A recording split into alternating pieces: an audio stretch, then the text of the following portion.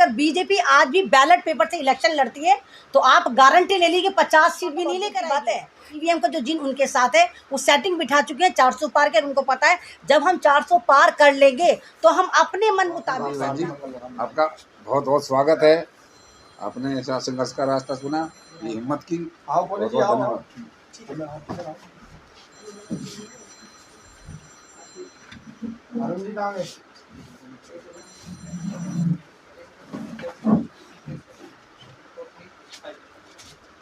Thank you बहन जी, आपका बहुत बहुत स्वागत है। थैंक यू भाई जी।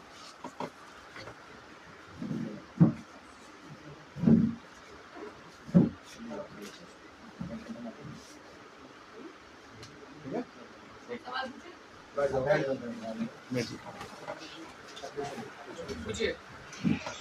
Ready? Audio done. Ahmed ji, आप एक अल्पसंख्यक समाज से आती हैं और जो आज़ाद समाज पार्टी है वो बहुजन समाज की पार्टी कही जाती है, तो किसी और पार्टी को छोड़कर आपने आज़ाद समाज पार्टी को ही क्यों चुना? देखिए, मेरा पार्टी ज्वाइन करने का कोई इरादा तो नहीं था, लेकिन इतना मैंने देखा कि बिना पार्टी के अब चला नहीं जाएगा। लेकिन जो तमाम पार्टियां हैं इनको अच्छा कोई भी नेता नहीं चाहिए होता, लीडर चाहिए होता, इनको सिर्फ पैसे से ही, जिसके पास भारी थैली होगी वही कैंडिडेट बन जाता है। और हम थैली वाले हैं नहीं, हम तो ज़मीनी लोग हैं, हम इतने पैसे वाले नहीं हैं। और हमें ऐसी पार्टी चाहिए थी जो आंदोलन करती हो, जो आंदोलन से जुड़ी हो, जो वाकई मुद्दों पर पहुंचती हो, एसी में बैठ के ट्वीट ना करती हो। अभी आपने जब दिल्ली में आप देख रहे हैं कि दिल्ली में आप लोग कह रहे हैं कि भाई गठबंधन करा है आम आदमी पार्टी ने और कांग्रेस ने। कांग्रेस में देखिए कैसे जूते घुसे लात चल रहे हैं, टिकट के बंटवारे को चल रहा है कि पैराशूट कैंडिडेट आ गया, हम उसको नहीं देंगे। आप देखिए लवली जी ने यहाँ का मतलब अनाथ हो गया, दिल्ली प्रदेश अध्यक्ष छोड़कर जा चुके हैं। तो जब पार्टियों में सिर्फ एक लालच बचे कि कौन किसको टिकट मिलेगा, और लोग कहते हैं कि भाई दिल्ली में विकास हुआ, 15 साल में दिल्ली में विकास कांग्रेस ने करा। मैं तो नहीं मानती कि शीला दीक्षित ने कोई विकास करा, दिखाओ कौन सा विकास करा। अगर शीला दीक्षित विकास करती तो उनके बेटे को क्यों नहीं मिला? भाई उनका बेटे तो उत्तरदायी थे ना कि वैसे सिलमपुर वाली सीट पे एमपी का टिकट मांगा थे। नहीं, बीजेपी की तो बात ही नहीं हो रही। बीजेपी ने तो विकास नहीं करा, सिर्फ उन्होंने तो ईवीएम का जिन रगड़ा और उसने कहा आका क्या करना है, उन्होंने कहा 400 पार लेके जाना है। तो वो तो उन्होंने तो इतना विकास करा, चेंज कर देंगे। संविधान खत्म करने की तो औकात किसी के बाप में नहीं कि खत्म कर दें। कोई ऐसे थोड़ी लिखा था कि खत्म कर देंगे, क्योंकि भारत संविधान से ही चलता है। जो लोग ड्रामे दे रहे हैं की बात तो लगातार चल रही है। आपने देखा होगा अरुण गोविल, जिनको लोग जनता जो है राम के रूप में मानते हैं, रामायण में वो थे, अरुण गोविल ने भी यही कहा कि बदलाव होना चाहिए, बदलाव सृष्टि का नियम है। देखिए, मैं तो हैरान इस वाली बात में हूँ कि बीजेपी को कोई नेता ही नजर नहीं आता। इन्होंने तो पूरा बॉलीवुड जो है वो पार्लियामेंट में ले जाकर बिठाना है। जिन लोगों को आलू का रेट नहीं पता, प्याज का रेट नहीं पता, जनता के मुद्दे नहीं पता, उनको एमपी बना बनाकर पार्लियामेंट में भेज रही है। तो इन लोगों की बात पर, गधे की लात का तो आप यकीन मत करिए, क्योंकि ये लोग भगवान का रोल प्ले करके खुद को भगवान ही समझते हैं कि हाँ हम भगवान ही हैं। हमने राम जी का रोल प्ले करा तो हम राम जी बन गए। आप ग्राउंड पे आगे अगर आप हैं तो आपको राम की क्या जरूरत पड़ रही है? जब आपने अच्छा काम करा है, आपका डंका बचा है, आपने विकास करा है, आपको तो बिना कहे भी लोग 500 पार करेंगे, 400 पार तो दूर की बात है। आपने तो विकास करा ना, पूरे दुनिया में आपका डंका बजा है, फिर आपको नारा क्यों लगाना पड़ा 400 पार 400 पार 400 पार? इसका मतलब है दाल में काला नहीं, पूरी दाल ही काली। इन्होंने विकास के नाम पे हिंदू मुस्लिम करा है, दलित मुस्लिम करा है, सिर्फ यही करा और कुछ नहीं करा है। एक सवाल मेरा और है यहाँ पे कि जिस तरीके से पार्टियां, जैसे आजाद समाज पार्टी है और बीएसपी पार्टी जो है वो गठबंधन में नहीं है, तो क्या लगता है कि कहीं ना कहीं ये पार्टी जो चुनाव होंगे इसमें वोट बटेंगे? देखिए, वो अब वोटर जो है बेवकूफ़ नहीं रहा। उसने देख लिया कि 10 साल में जो उस पर जुल्म हुआ उसको समझ में आ गया। अब वोट पार्टी पे नहीं होता। अगर आप कहें अपने समाज से जाके ज़्यादा कांग्रेस को डाल देना, कोई नहीं डालता। घर में 5 वोट है तो 5 दिशा में जाते हैं। वो भी एकजुट नहीं होते, वो भी देखते कैंडिडेट कौन अच्छा है, कौन विकास करेगा। ये तो बेवकूफ़ी है कि जी कांग्रेस की लहर चल रही है तो बीजेपी की लहर चल रही नहीं। लहर उसी की चलती है जब वो मतदाता देखता है कि हमारा जो नेता है वो किस दिशा में जाएगा।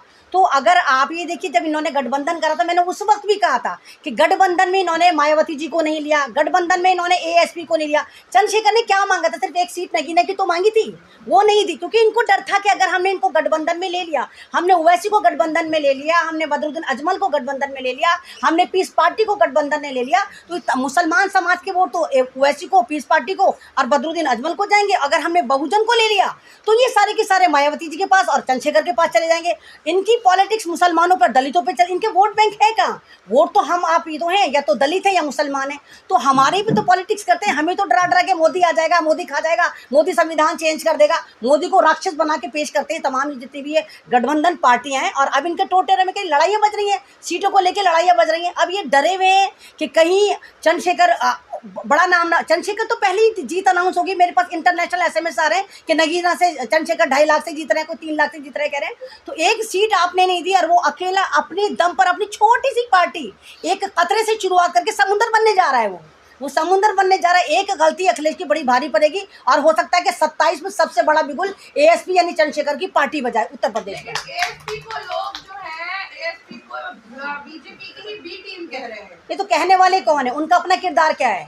अगर एक मतलब एक फ्रॉडी दूसरे को फ्रॉडी कहता है, नट्टे नाक वाले को नहीं हंसते। बात वो है कि जिनकी नाक हो वो बोले कि हाँ सामने नक्कू आ गया, तो जो फ्रॉडी है वही तो बोले ना। बल्कि आप पहले ही भौकाल मचा दो कि चोर आ गया, चोर आ गया। चोर खुद चोर को चोर कह रहा है ना, तो पहले अपना किरदार देखो कि मतलब अगर चंद्रशेखर ने पार्टी बनाई है तो घुइयाँ छीनने के लिए तो नहीं बनाई होगी कि उसने ASP बनाई है, इतनी मेहनत करी है, जाहिर है इलेक्शन लड़ने के लिए करी होगी, और हर जगह जाकर लड़ेगा।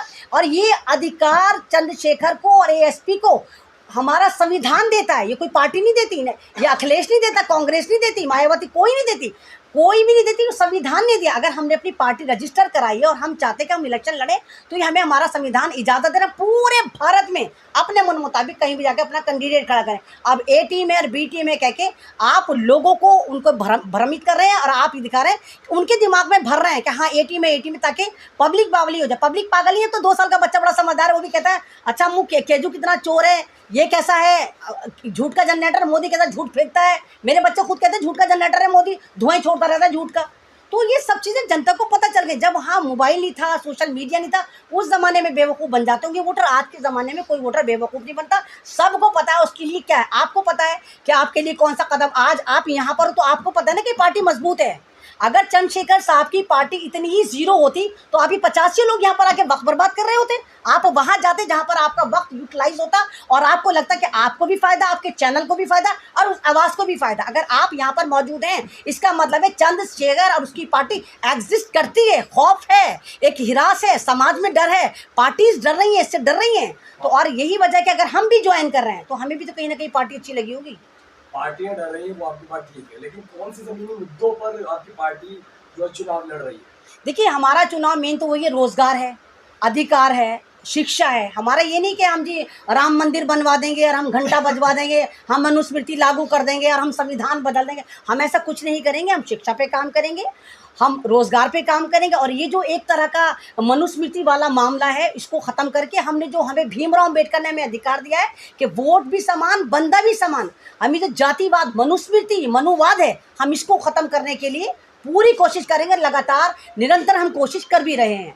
अच्छा, आपको नहीं लगता कि आजाद समाज पार्टी जो है बसपा के वोट काट रही है, इससे नुकसान होगा मायावती जी की पार्टी को? तो देखिए अगर आप ऐसे कहें तो आपको तो शायद पता होना चाहिए कि बहुजन की जो 2.5 लाख पार्टी है तो 2.5 लाख की 2.5 लाख काट रहे हैं। तो सिर्फ सेहरा जो ठीक है सिर्फ चंद्रशेखर पे क्यों फूटना है? वो तो 2.5 लाख को कौन है, सारे के सारे अपनी पार्टियां बनाकर बैठे हुए, तो सभी काट रही हैं। कोई पार्टी नहीं काटता। अगर 140 करोड़ वोट हैं और संविधान है तो यहाँ पर 2 ही पार्टियां, 3 पार्टी मूव नहीं करेंगी। यहाँ जिसकी भी पार्टी होगी वो अपनी मन मुताबिक कैंडिडेट उतारेगा और अपनी किस्मत आजमाएगा। जिसमें दम होगा, जिसका कैंडिडेट मजबूत होगा, जिस पर जनता यकीन बनाएगी, उसको चुन के संसद में भेजेगी।